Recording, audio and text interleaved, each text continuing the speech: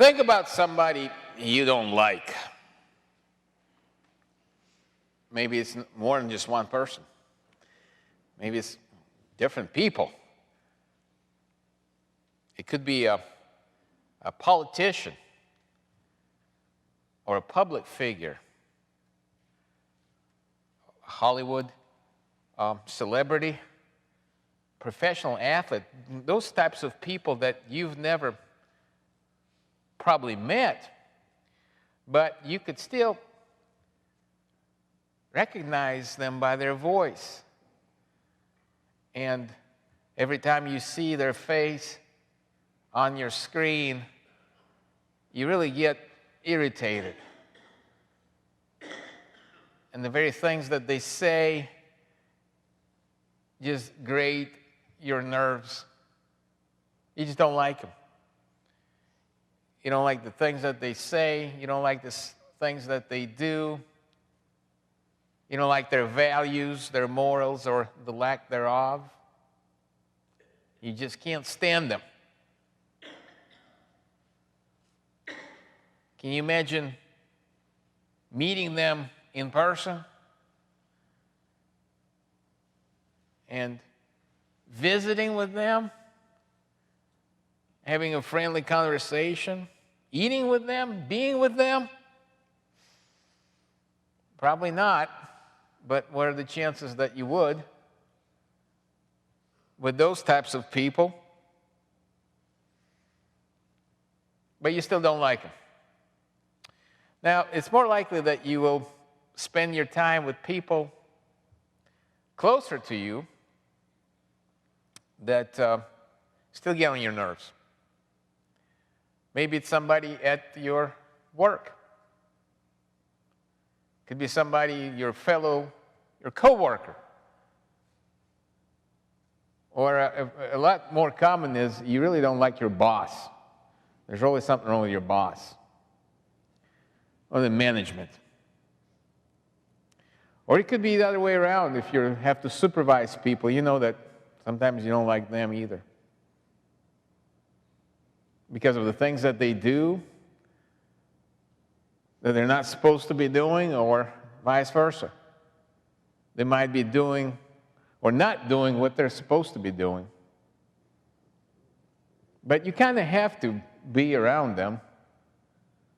But you don't really have to hang out with them or visit with them. You're just there to make your money and go home.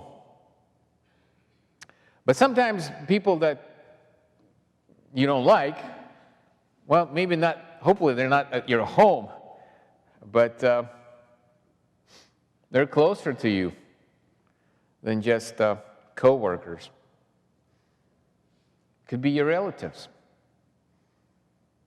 Could be people that you are your folks. Sometimes it's even your siblings. And there are times during the year, such as this time, where or when you get to or have to visit with them and spend time with them, even though you don't really like them, because of the choices that they make or have made in the past, because of the things that they do, all kinds of reasons. Now, why don't we like people, certain people? And you get a sense if you think about it, and there's a reason. And some of those reasons are justifiable, okay? Sometimes we just, sometimes people are just evil, okay? You certainly are not. It's hard to like somebody if what they do is plain wrong, and you can't approve their behavior, whether it's a public figure and the stuff that they do, or it's somebody that you personally know.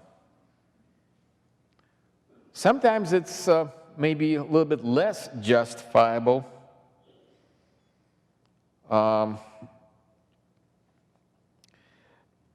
it's maybe, well, your tastes are different. And their values do not correspond to your values. Their preferences are not the same as yours. And there could be just completely wrong reasons not to get along with people. It could be a prejudice or unwillingness to forgive or petty grievances that just get blown out of proportion, or hurt feelings, or we just get offended. Sometimes we just, there's moments when we don't like people because something's wrong with us. Maybe we're cranky. Maybe we didn't have enough to eat. Now, right or wrong, this attitude of not liking others is grounded in the sin of pride that says, I'm better than you. My values, my opinions, my judgments, my actions, my choices, my preferences are better than yours. And you're not worthy of anything of mine to be sacrificed, not even my time. I'm not even going to spend any time with you. So I will avoid you or ignore you. And if I can't do that, I will make my dislike known to you one way or another. If not to your face, then certainly behind your back. But that's what exactly the Lord does not do to us.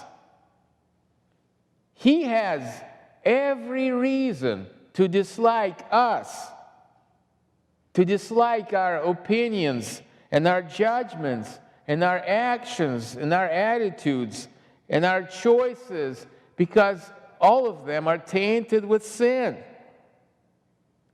And He is right and He is justifiable in having this kind of opinion about us, because our evil ways deserve nothing but punishment. He's not going to like them.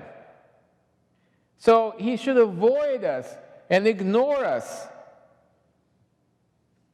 But instead, He comes to visit with us. More than that, He comes to dwell with us, to live with us, and to die for us. That's the essence of the visitation account in our gospel text for tonight.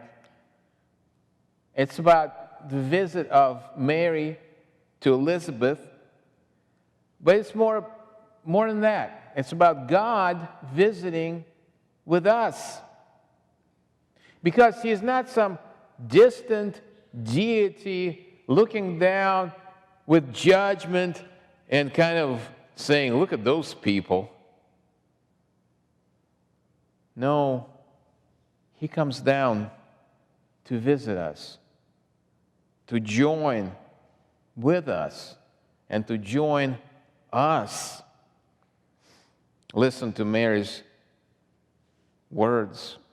My soul magnifies the Lord, she begins, and my spirit rejoices in God my Savior, for He has looked on the humble estate of His servant.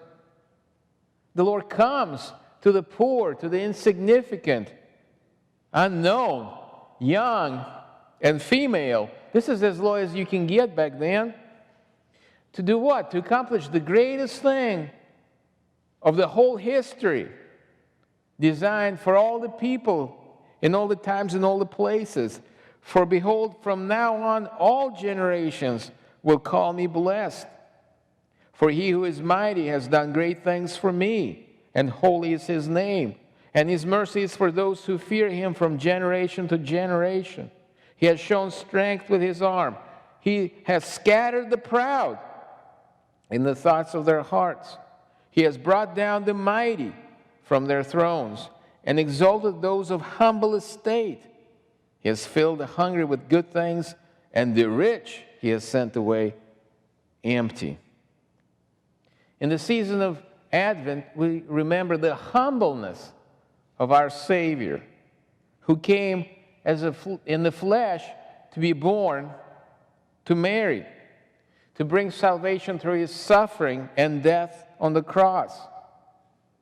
And that was his life. He joined us, even though we were evil. He lived among us, even though he had every reason to avoid us. And he engaged himself, even though he was rejected. Because that's the kind of God that he is. He is the God who gives his cheek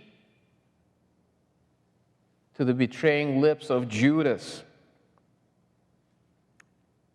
He turns his head to the slapping hand of the high priest and to the spit of the Sanhedrin. He is the God who gives his head to the crown of thorns and his feet to the spikes and his side to the spear. He is the God who embraces not just dislike, but rejection and shame and torture and death, all for you and for me. Christ is the God who humbles himself to visit, to dwell, to live with us. He doesn't stay up there on Mount Olympus looking down upon us with judgment. He humbles himself and visits with us through the lowly means.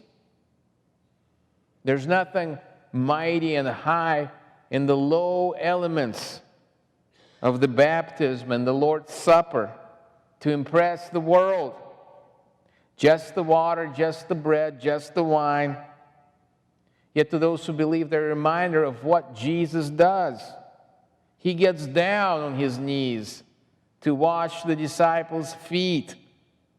And he washes you clean, body and soul, through your baptism. He gives his body to be nailed on the cross and his blood to be shed into the dust of the earth beneath him. He gives his body into your mouth and his blood into the dust of your flesh. Why does he do that? Not because he likes you. He doesn't like what you think or what you say or what you do. He doesn't like sin. No, he loves you. He is the God who is love. And therefore he loves you by giving to you. For God so loved the world that he gave his only Son. And what he gives to you is nothing less than himself. This is the God we celebrated Christmas, who came as a baby to the poor, the sick, the broken, the lonely, the rejected, the unlikable, the disliked, you and me, and all the others around us. Jesus was born in the darkness of the night so that you might know that he is with you in the darkness of your days. Christ the baby was hated and despised and rejected so that you might know that he is with you when you are disliked and when people betray and turn their backs on you. He died so that in your last hour, even as you take your final breath, you will know that he is with you to lift you up to himself and to raise your body on the last day. Because He loves you. Amen.